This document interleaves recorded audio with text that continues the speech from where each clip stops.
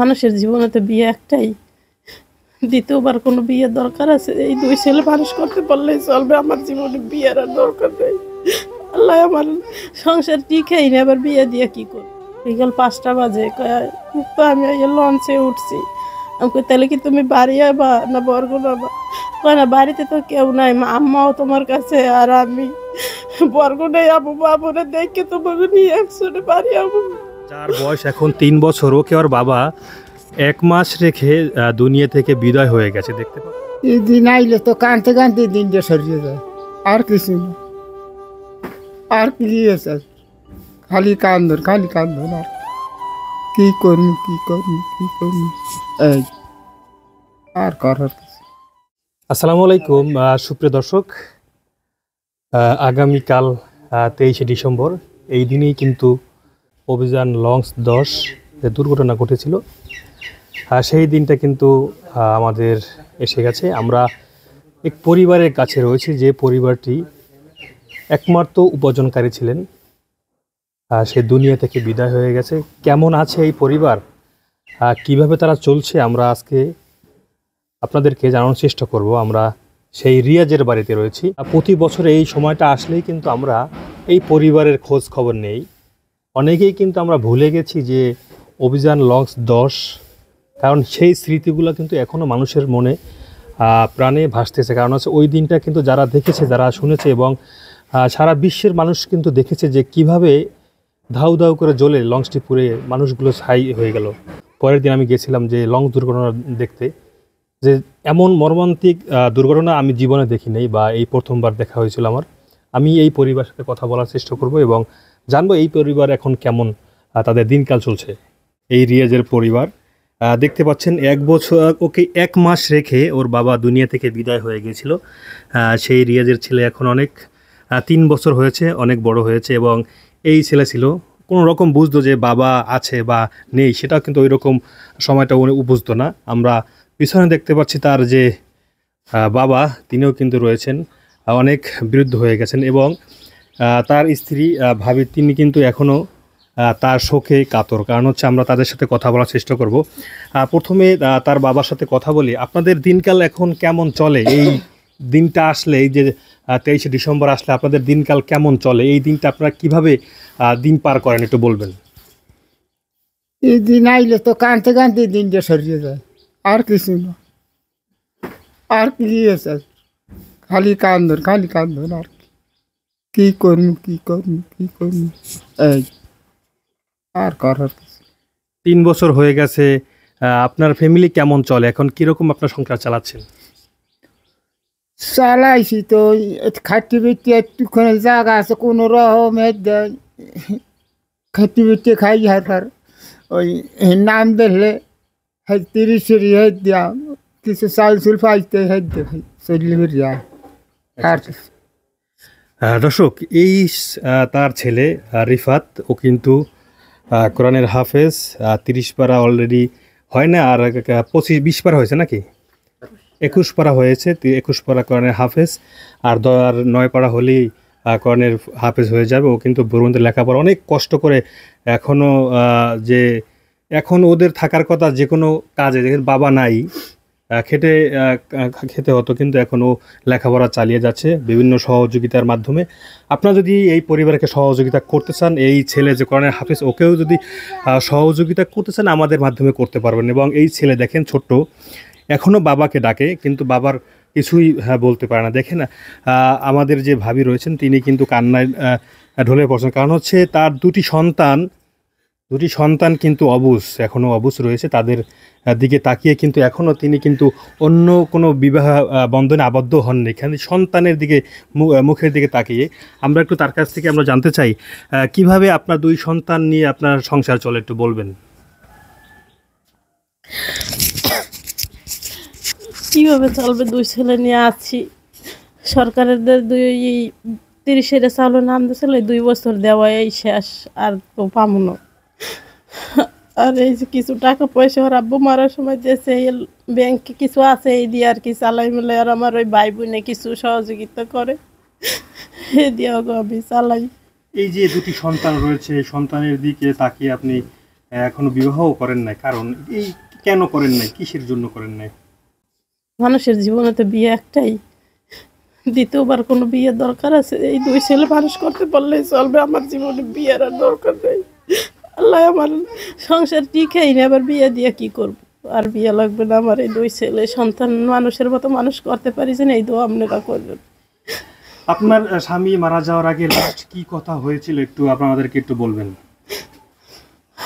আমার স্বামী মারা যাওয়ার আগে যেদিন রওনা দেয়, ওই দিনকে আমার ফোন দিয়েছে বিকাল 5টা বাজে, কয় মুক্তা আমি এই লঞ্চে উঠছি। আমি কই তাহলে কি তুমি বাড়ি আবা না বরগুনা আবা? কয় না, বাড়িতে তো কেউ নাই, আম্মাও তোমার কাছে, আর আমি বরগুনায় যাবো, বাবুরে দেখে তোমাকে নিয়ে একসাথে বাড়ি যাবো। রাত্রে 1টা বাজে ফোন দিয়েছি, পরে আমি ফোন দিয়েছি, আমার ফোন ধরে না, ঘুমাইয়াছিল। পরে আমার শাশুড়ি কয় কি তাইলে বাবু আবার এই দিনকে রাত্রে সারা রাইতে চিৎকার করতে আছে। পরে আমি কই কি আমার শাশুড়ি কই কি তাই বাবুরে করে লাও, আমি দিয়ে দিই। আমার শাশুড়ি ফোন দেওয়ার পরে আমার স্বামীর মোবাইলে ফোন ঢুকছে পরে হ্যাঁ কথা কইছে যে কি ফোন দেয় বউ, তুই দি ফোন ধরো না। আমার ঘুমাইয়াছিলাম। কইতে বাবা কত দূর আইছো? আম্মা আমি বরিশাল পর্যন্ত আইছি।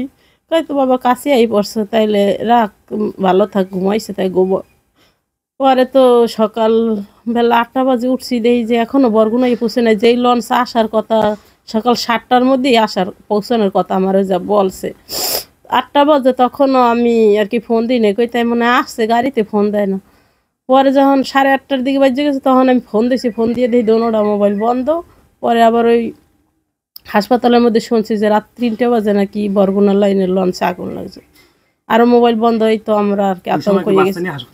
হ্যাঁ, আমরা বাচ্চা নিয়ে আমি হাসপাতাল ছিলাম। পরে শুক্রবারের দিন হাসপাতালে কোনো ডক্টর আসে না, কইছে নাম কাটা যাইবে না, আপনার নিজে সিগনেচার দিয়ে এরপর নামা লাগবে। আমাকে হয়, আমি সিগনেচার দিয়ে যাবো, আমার বাচ্চা পরে ট্রিটমেন্ট করবো, আগে আমার স্বামীর খোঁজ আমি পাইয়ে লই। পরে দুপুর 12টার দিকে শুনি যে আমার স্বামী আর নাই, মারা গেছে। আমার হেনে যাই আমার ভাই, আমার চাচা শ্বশুর, আমরা সবাই যাইয়ে খুঁজছে। আগে হাসপাতালে সবাই খুঁজছে, হাসপাতালে যাইয়া কেউ পায় না। এবার যেখানে লাশ যারা মারা গেছে উড়ে রাহে, ওইখানে যেয়ে খুঁজছে। 11 নম্বরে আমার স্বামীরে পায়, 10 নম্বরে আমার স্বামীরে পায়। এবার তো ওই লাশ নিয়ে পোস্টমর্টম করে এবার আমার স্বামীরে বাড়িতে নিয়ে আসে। এবার আমরা 25 তারিখে দাফন কাফন সম্পূর্ণ করি। আপনার ছেলে ওই সময় বয়স কত ছিল, ছোট ছেলে? আমার ছোট ছেলের বয়স তখন 1 মাস, আর আমার বড় ছেলের বয়স ছিল 11 বছর শেষ হয়, 11 বছরের শেষের দিকে। আপনি এই দুই ছেলের লেখাপড়া কিরকম কি চালাচ্ছেন এখন? আমার কিছু ওই যে টাকা পয়সা সরকারে দিয়েছে, তারপরে যে অনেক জায়গায় আর কি কিছু টাকা পয়সা দিয়েছে, আমি রাখছি ব্যাংকে। ওই দিয়ে কিছু যা লাভ হয় এইটা দিয়ে আমি চালাই, সংসারে দিয়ে। ওই বাচ্চা গো খোঁজ, আবার ওর খালারা কিছু দেয়, আর মামা আছে কাপড় চোপড় লাগলে এটা কিছু দেয়, আর চাচারা কেউ কিছু দেয় বছর আইলে। আমাদের এই ভিডিওর মাধ্যমে আপনি কোনো আর্থিক সহযোগিতা চাচ্ছেন কেন? যেহেতু আপনার দুটো ছেলে আছে, লেখাপড়া করে ওদের তো হয়তো বা আরও যতদিন বাড়বে অতই খরচা বাড়বে এবং সংসারের খরচা সব কিছুই হবে। কিন্তু এই ক্ষেত্রে আপনি কোনো আমাদের ভিডিওর মাধ্যমে কোনো সাহায্য সহযোগিতা চাচ্ছেন কিনা? যে অনেকেই কিন্তু আমাদের ভিডিও দেখে সাহায্য সহযোগিতা করে, যে অসহায় যারা থাকে। যেহেতু আমাদেরই কষ্ট লাগে, কারণ 2টি বাচ্চা, ওদের দিক তাকিয়ে আপনি যদি বলতেন যে কেউ আপনাকে সহযোগিতা করলে সেটা নেবেন কিনা এরকম। আমার তখন সংসারে কোনো কামাই ধরেন, আমার এই 2 ছেলের পড়ালেখার জন্য যদি সরকারে কোনো কিছু দেয় তাহলে তো আমার নেওয়ার ইচ্ছা আছে। কিন্তু আমার ছেলে দুটো তো মানুষের মতো মানুষ করা লাগবে। সরকার ছাড়াও যে আর্থিক সহযোগিতা যদি কেউ করে, মনে করেন বিত্তবান যারা আছে, আমার ছেলেগুলো লেখাপড়ার জন্য যদি দেয় হলে আমি নিব। ধন্যবাদ। দর্শক, আমরা দেখতে পাচ্ছি এই রয়েছে রিফাত ও কর্নেল হাফেজ এবং এই মুরব্বী রয়েছেন। কিন্তু ওদেরকে মানুষ করতে হলে যে পরিমাণ টাকা দরকার হবে, বা এই ছোট ছেলে এখন পর্যন্ত বাবাকেই দেখে নাই, বাবা তো দুনিয়া থেকে চলে গেছে, কিন্তু ওদেরও তো একটু খরচা আছে। কারণ হচ্ছে আপনারা যদি সহযোগিতা করতে চান আমাদের এই ভিডিওর মাধ্যমে, অবশ্যই আমাদের এই কমেন্টে নাম্বার দেওয়া থাকবে। কিন্তু এখানে একটা কথা আছে যে আপনি যদি এই ফ্যামিলির সাথে কথা বলতে হয় আমার সাথে আগে কথা বলতে হবে, কারণ হচ্ছে আপনারা অনেকেই আমাকে ফোন দিয়ে ফ্যামিলির সাথে কথা বলার চেষ্টা করেন, তারপর তাদের সাথে আপনারা দুর্ব্যবহারও করে থাকেন। আমরা বিভিন্ন সময় কিন্তু এরকম অভিযোগ পেয়েছি, সেই জন্য অনেকেই বলেন যে তাদের নাম্বার, কিন্তু অনেকেই কিন্তু ভাই যে রিকোয়েস্ট করেন যে এই ফ্যামিলির সাথে কথা বল। হ্যাঁ, অবশ্যই কথা বলতে পারবেন, কাকার নাম্বার দিয়ে দিব, তার সাথে কথা বলতে পারবেন এবং ওর এই ছেলের রিফাতের সাথে কথা বলতে পারবেন, কিন্তু ভাবির সাথে কথা বলবেন, কিন্তু সবাই মার্জিত ভাষায় কথা বলবেন। অনেকেই কিন্তু সুযোগে সদ্ব্যবহার করার চেষ্টা করে।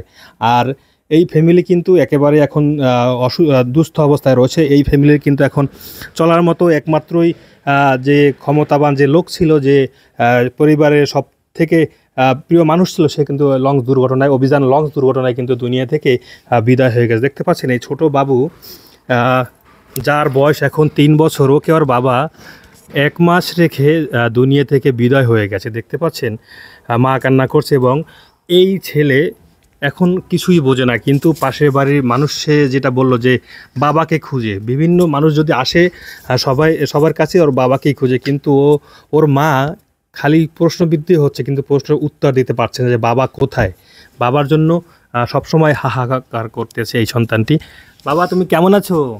ভালো আছি। কেমন আছো তুমি? ভালো আছি। বাবা কই তোমার? বাবা তোমার আব্বু কোথায় বলো? তোমার আব্বু কোথায় বলো? না তুমি আমাদের দেখে অবাক হয়ে গেছে, কারণ হচ্ছে এই ফ্যামিলিতে একমাত্র উপার্জনকারী আর এক বাবার এক সন্তান যাদের আছে, তারা কিন্তু একেবারেই এখন সন্তান থেকেও নাই এখন। বাবা এদিকে, বাবা কই তোমার? আমার আব্বু ঢাকা। বলো বলো, যা বলো বলো। বলবো না।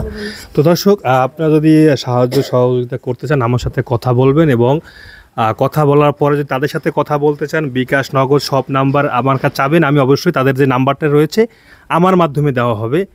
আপনি এরপরে যদি আপনারা সহযোগিতা যা করেন সেইটাই দিবেন।